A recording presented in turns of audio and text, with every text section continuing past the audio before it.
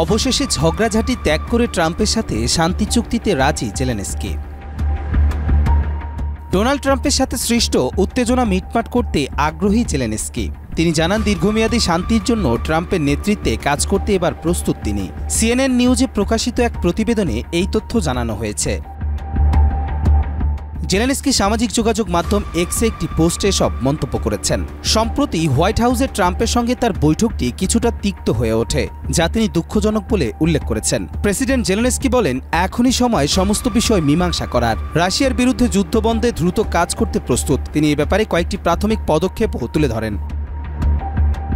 তিনি আরও বলেন, কেউই চিরকাল যুদ্ধ চায় না। ইউক্রেন যত দ্রুত সম্ভব শান্তি আলোচনার জন্য প্রস্তুত। ইউক্রেনীয়রা যুদ্ধের পরিস্থিতি নিয়ে সবচেয়ে বেশি শান্তি চায়।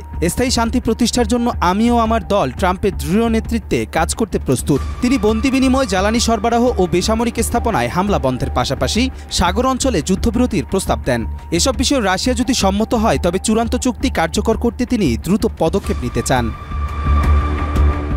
এখন দেখার বিষয়, ইউক্রেনের প্রেসিডেন্টের শান্তি প্রস্তাব ও হোয়াইট হাউস সফরের বিষয়ে ট্রাম্প কি প্রতিক্রিয়া দেখাবেন।